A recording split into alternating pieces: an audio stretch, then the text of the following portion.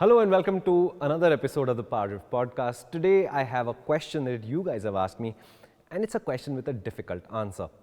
Today we are discussing, is motorcycling selfish?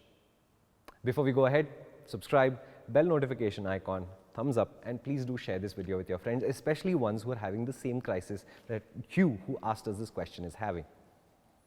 Is motorcycling selfish? Now, first of all, let's be clear about where my stand on this is. To me, growing up, going through college, I read a lot of Ayn Rand, and to me the word selfish doesn't have as negative a connotation as the world at large generally implies.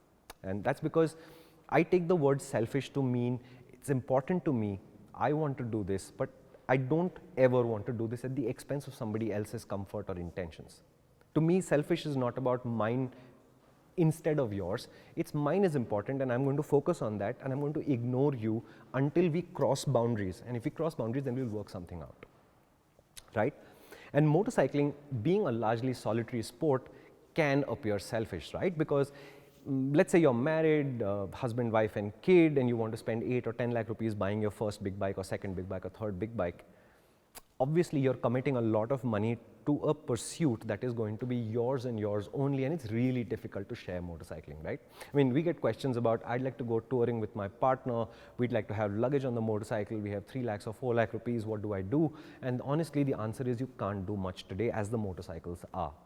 Some of the most spacious motorcycles are things like the 390 or the 250 Adventure. They do have the space to carry pillion and luggage with you in reasonable amounts of comfort, but how KTM had designed that motorcycle, there are ground clearance and stuff issues, and honestly, it's not as great an experience as it could be. If you were to bring something like 8 or 9 lakh rupees to the table, get something larger like a V-Strom, you'd have a much better experience. And of course, if you were willing to spend 15-20 lakh rupees and get a 1200cc adventure tourer, your experience will be that much more impressive because these are significantly larger motorcycles. The pillion pads are huge, the amount of luggage that you can carry is massive, and they have the power, the poise, and the grace to handle all of that loading very comfortably, right? So sharing motorcycling is a difficult challenge, and that's before you bring the idea of risk into it, right? If you were to take your partner along for a ride, you have to remember that as a motorcyclist, as a serious motorcyclist, and I'm assuming you're serious because you're watching this, as a serious motorcyclist, you've already accepted all the risk factors that go into the world of motorcycling, right? I like to say, and I don't take this lightly, that if I were to step out of the studio now, there's a Benelli TRK 251 actually outside that door. If I were to get on the TRK 251 and make the 9-kilometer ride to our office, I am at risk of dying right now, today, as I ride to office on this 9-kilometer ride. The risk is real. Numeric probability terms, maybe it's not a huge risk, but it is a real risk. And okay, dying is seriously extreme, but it is entirely possible that I will have a big crash and break a leg or something and end up in the hospital. There is a absolute possibility that there will be dirt in the next corner and I'll slide off, and maybe I'll damage some gear and cause some financial damage there. But the fact is, when you get on a motorcycle, you accept the risk that eventually, at some point, you're going to fall off and hurt yourself. When you add your partner to that situation, they have to be aware that they're taking on that risk as well. And why is this important? This is important because most of us who take our motorcycling seriously do spend a fair amount of money buying ourselves the best gear we can afford, right? That means at the very basic level, say 15,000-20,000 rupees for a jacket, another 15,000-20,000 rupees for a great pair of pants, another 20,000 rupees for a good pair of boots, and at least 20,000-25,000 rupees for a nice helmet. It's almost a lakh of rupees if you were to take reasonably good gear at reasonable prices that protects me. When you add your partner to it, I'm sorry to say this, I've even seen people on big bikes and they're wearing Alpenstars and Dainese and RI and TCX boots and all of that, and their partners are just not clad in the same level of protection. They have cheaper helmets, cheaper jackets, lower grade pants, they may or may not have boots. They might think that the boots that they wear to the nightclub, which have leather that comes up to their thighs, is good enough for motorcycling. And honestly, you know as well as I do that that's just not the case.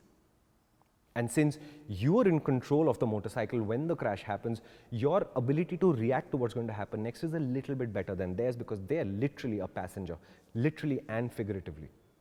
Which means the chances they will get injured more than you are higher. And remember, these are your partners, but you're, for some reason, not willing to buy them the same level of protection as you. That's a little bit callous, right? But more important than this is the mental state of the person sitting behind you. Remember, they're seeing you enjoying motorcycling and they want to be part of that process. But it is your responsibility to ensure that they understand the responsibility and the risk of that process.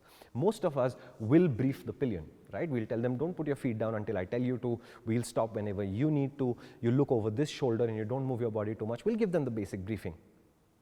But do you tell them that when I roll out of that garage, the risk of falling and hurting ourselves is a real risk? There is a remote risk, but a real risk of us dying out on the motorcycle. That's a discussion that almost no one I know has had with their partner.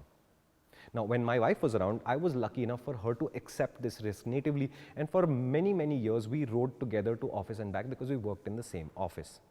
But we did meet with a crash, both of us. It was hilarious. We were both in bed together, both banged up and bruised, no serious injuries, but inconvenient injuries, road rash and busted knees and busted elbows and that kind of thing.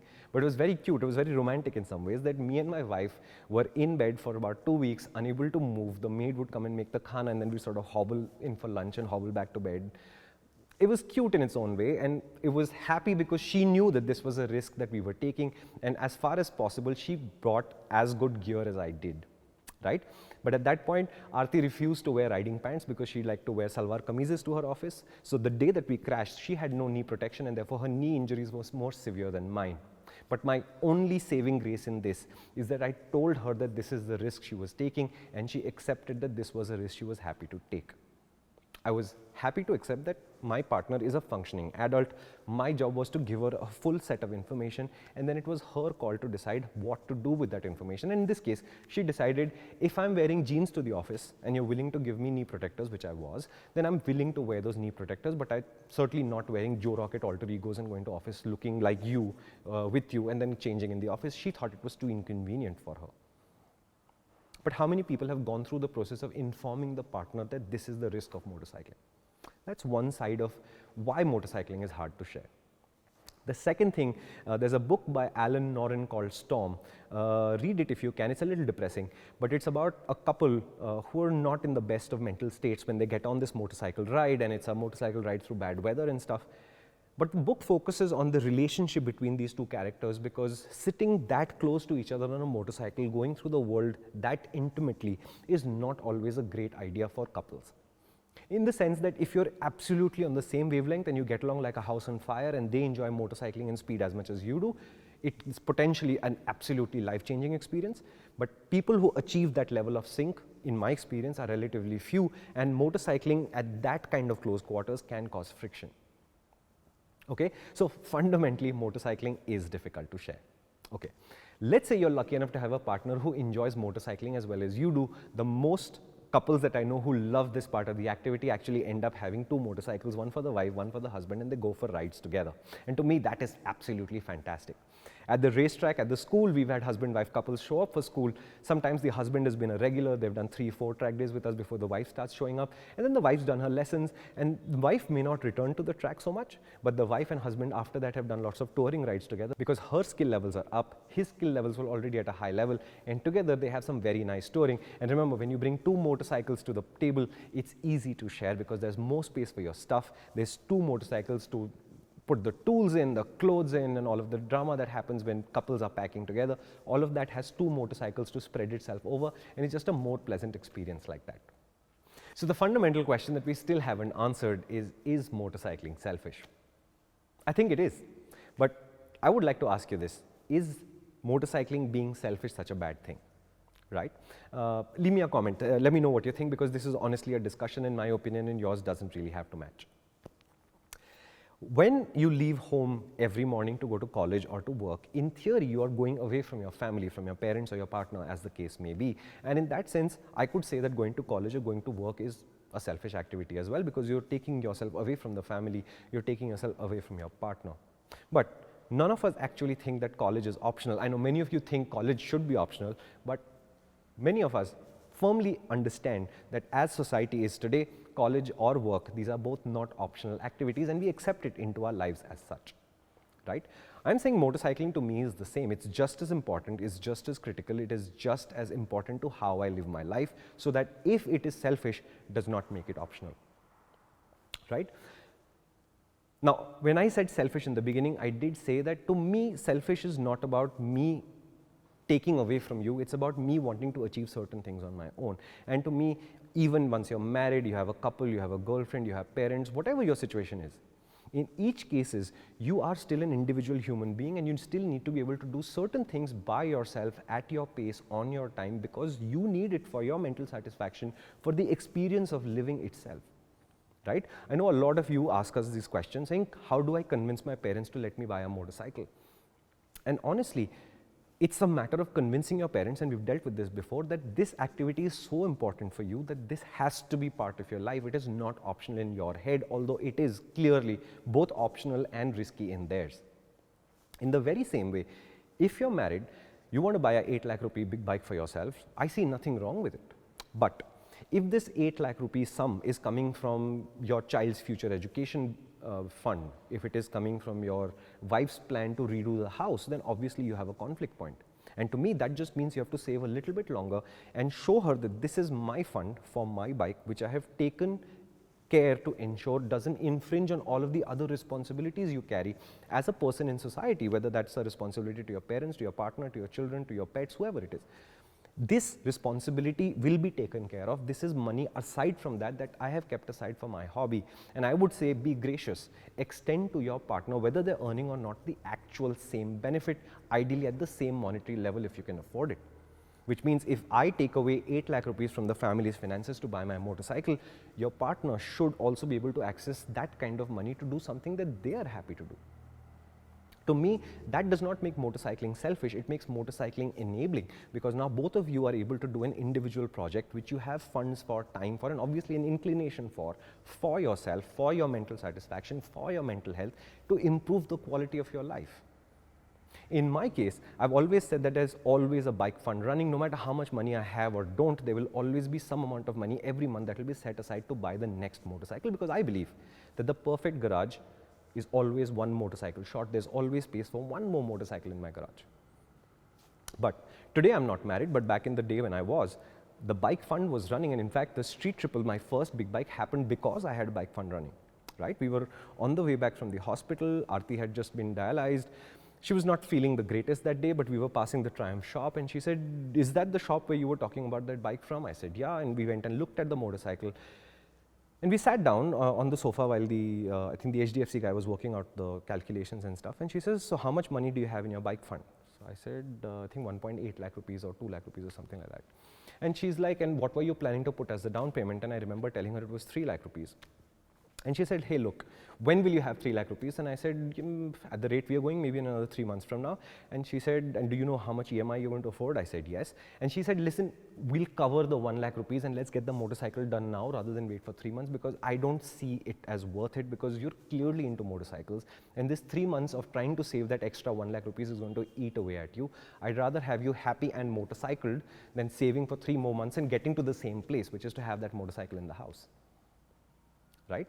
Now, to me, it was an equitable decision, because in my case and Aarti's case, we were always talking about finances to each other. So when she wanted to, she should collect masks. So if she wanted to go to Indonesia on a press thing and in the process buy 10,000 rupees worth of masks and came, there was never even a question. Just like motorcycling was my hobby, masks, our house, cooking, and these kind of things were her hobbies outside of her work. And she wanted to invest in those things. That was her call. As long as we kept our finances straight, this was not as selfish as it looks. So this has become a long-winded thing, but to me, yes, motorcycling is selfish in the sense that most motorcyclists will ride alone. Even in a group, I like to say you're riding alone, which means you ride within your limits, within your skill level, and the group has to accommodate that. And a group that cannot accommodate your skill pace, whether it's faster than them or slower than them, is a group that you should not be riding with. You should be looking for the next group to ride with. So motorcycling, it is selfish, but it's not necessarily a bad thing, right? When you're burning out at work and you're struggling with it, what do? You take a vacation, right? You don't always take a vacation with other people in that situation. You're going away from the people so that you can recover, relax, recharge. And to me, motorcycling is all about relaxing and recharging. Instead of taking that holiday, I bought a motorcycle.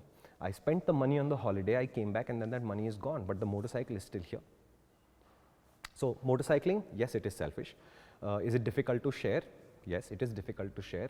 But does that make it a bad thing? Absolutely not. I know serious motorcyclists who cannot live without their motorcycles because that brings the vibrancy, the memories, the experience that they consider a good life. And to me, everybody on earth is eventually going to die, right? I'm going to die, you're going to die, the guy who's recording this podcast is going to die eventually. The point is, between our birth and our death, what did we do with our lives that made the experience great? And if motorcycling makes you tick, the fact that it appears selfish in the view of society, to me, is the least of your troubles. Bring everybody to your side of the picture, show them how important it is, and then carry on motorcycling, and that's the important thing. And this is true not just for motorcycling, it's true for any hobby at all, right? If you love collecting stamps and your wife doesn't, stamp collecting is selfish. Stamp collecting starts out quite cheap because the post office has stamps at what, $5? But when you get serious about it and you start wanting the collectible stamps, it becomes a very expensive hobby, as every single hobby does when you get serious about it. I mean, if you were to buy a Chinese RC car of Amazon today, you'd get one for 700 rupees. Get serious about RC cars and you'd spend 30,000 rupees to get a middle-level model. You'd be spending lakhs to get a 1:18 scale, fully functional RC model. It's the same for aero modeling, it's the same for any other hobby you choose. Motorcycling is right in there.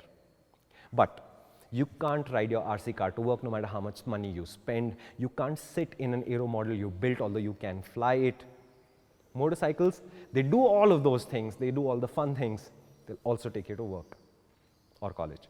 Thank you so much for watching. This is the PowerDrift Podcast. If you'd like to discuss this further, all you have to do, leave us a comment. If there's other topics that are bothering you and you'd like to see it discussed, that's all you literally have to do. Leave us a comment here, DM us on @PowerDrift, DM me privately. I'm @Shu_Mar on Instagram. Wherever you choose, the discussion is open because motorcycling, I think, is worth discussing, it's worth doing, and it doesn't matter if they think it's selfish or not. If you think it's important enough, we will find a way to get it done. Thank you so much for watching.